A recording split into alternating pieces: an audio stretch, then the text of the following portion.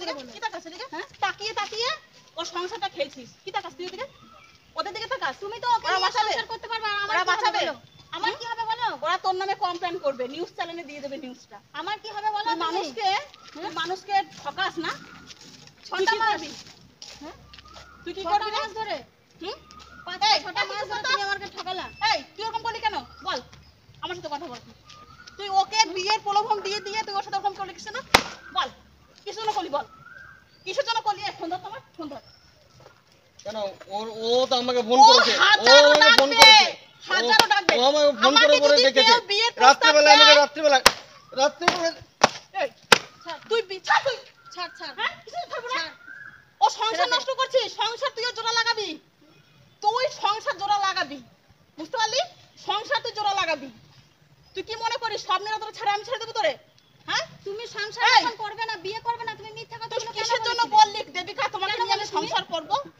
কেন বললে দেবিকা চলো স্ত্রী সন্তান থাকা সত্ত্বেও প্রেমের নাটক কাজের সাইটে সহবাস শান্তিনিকেতনের জুতোপেটা যুবক শান্তিনিকেতনের পূর্বপল্লীতে মঙ্গলবার সকালে এক চাঞ্চল্যকর কাণ্ড ঘটে বেলগড়িয়ার বাসিন্দা বর্তমান বোলপুরে কর্মরত যুবক সুভাষ গোমস্তার বিরুদ্ধে অভিযোগ তিনি কাজের সাইটে থাকা এক শ্রমিক মহিলাকে বিয়ের প্রতিশ্রুতি দিয়ে সহবাস করেন বহুবার যদিও তার নিজের স্ত্রী ও সন্তান রয়েছেন অভিযোগকারী মহিলা জানান দীর্ঘদিন ধরেই সম্পর্কের কথা বলে সহবাসে লিপ্ত হন সুভাষ শেষ পর্যন্ত বিয়ে না করে এড়িয়ে যেতে থাকলে সন্দেহ বেড়ে যায় মঙ্গলবার সকালেই সেই মহিলা তার দিদি কামনা সরকারকে নিয়ে হঠাৎ পৌঁছে যান পূর্বপল্লীর ওই বাড়িতে সেখানেই সুভাষ তার স্ত্রীকে নিয়েছিলেন সেখানেই দুই বোন মিলে অভিযুক্তকে হাতে নাতে ধরে ফেলেন এরপরই রাগের মাথায় জুতো খুলে শুরু হয় বেধড়ক মারধর শান্তিনিকেতন থানায় পুলিশ খবর পেয়ে ঘটনাস্থলে পৌঁছয় তবে তখনই সুভাষ গোমস্তা এলাকা ছেড়ে পালিয়ে যায় বর্তমানে তিনি পলাতক অভিযোগকারী দুই মহিলা থানায় হলেও লিখিত অভিযোগ এখনো দায়ের হয়নি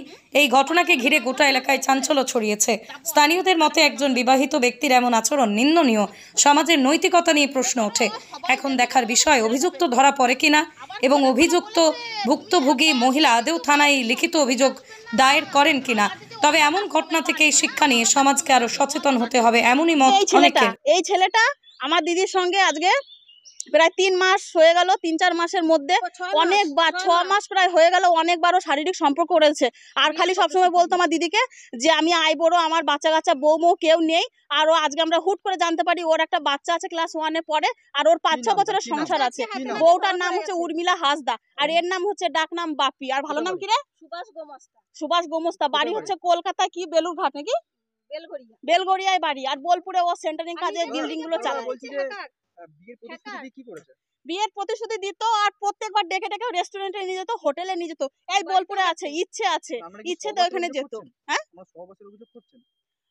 আমাদের অভিযোগ একটাই ও যে ও তো বলেছে ও বড় ছেলে তাহলে ও যে বিবাহিত ও যদি একবার দিদিকে বলে দিত আমার বিয়ে আছে আমার বিয়ে করা বউ আছে বাচ্চা কাচ্চা আছে তাহলে আমার দিদিকে ও যখন প্রপোজাল করেছিল ও অ্যাকসেপ্ট করতো না কেন দিল আমাকে ও কেন দিল আমরা ও কালকে ইয়েতে গেছিল ইচ্ছেতে গেছিল ও রেখেছে দিয়ে গেছিল হঠাৎ দেখেছে ওর হোয়াটসঅ্যাপে যে ছোট একটা ডিপি থাকে হোয়াটসঅ্যাপে ডিপি আর উপরে যে একটা নাম্বার থাকে সেইটা দেখছে কি ওর ফোনে গ্যালারিতে রয়েছে ও তখন জিজ্ঞেস করেছে যে এই ছোটপাট একটা ডিপি একটা মেয়ে ছেলের ডিপি আর এই যে নাম্বারটা এটা কে হয় তোমার ও তখন বলেছে কি এইটা একটা হ্যাকার জানো আমার নামে না আমার নামে টাকা পয়সা আছে তো টাকা পয়সাগুলো নিয়ে নেবে ওই কারণে না ও সবসময় ফোন করে নিয়ে ও চলে আসার পরে এর কাছে মেয়েটা অনেকবার করে ফোন টোন করেছে ঠিক আছে তারপরে ও বলেছে একে যে আমার কাছে কতবার করে ফোন করে আমি রিসিভ করবো বলছে না রিসিভ করবেই না ও শয়তান খুব হ্যাকার জানো ও ভালো মেয়ে নয় হ্যাকার আমরা চাইছি ও যে বিয়ের প্রলোভন দিয়ে ও শারীরিক যে সম্পর্কগুলো করলো মাসের পর মাস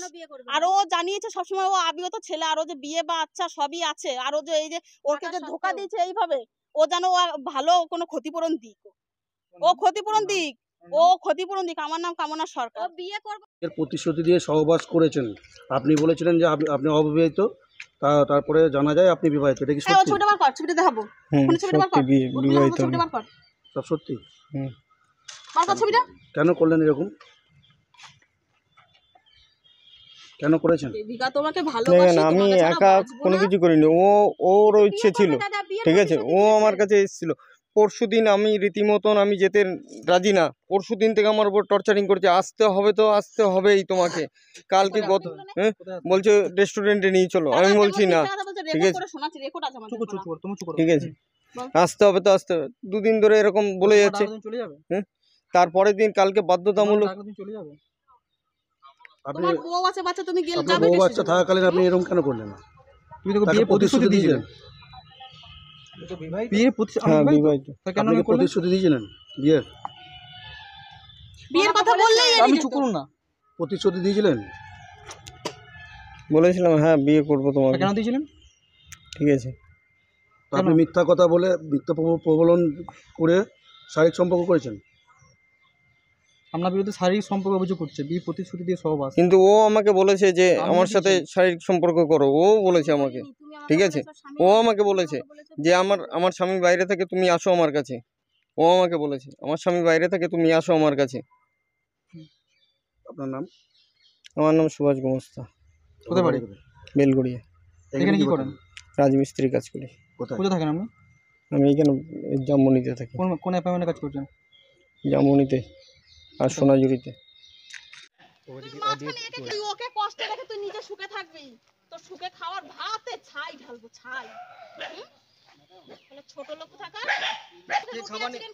খাবার নিয়ে আসতে বলেছি, জিজ্ঞেস করো খাবার নিয়ে আসতে বলেছি। তুই বমি কর, তুই আমার সাথে কথা বল, তুই বমি কর তো, রুটি আর চিকেন বের কর। তুমি বলতে আমি টাইমে খাই না, টাইমে খাই না তো। তোমাকে বিয়ে করে নিয়ে যাব দেবিকা, তোমাকে আমার কাছে রাখবো, বলতে না তোমাকে আমার কাছে ওর মনে রাখবো। কি সেই বাংলাদেশের ঘটনার মতন করে this.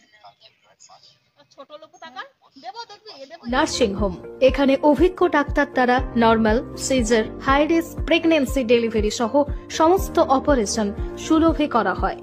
Doctor Kalidas Ghosh MBBS, MD gynae, DNB, FICOG, অভিজ্ঞ প্রসূতি ও স্ত্রীরোগ বিশেষজ্ঞ, কোর্ট রোড, আরামবাগ বাস স্ট্যান্ডের সন্নিকটে।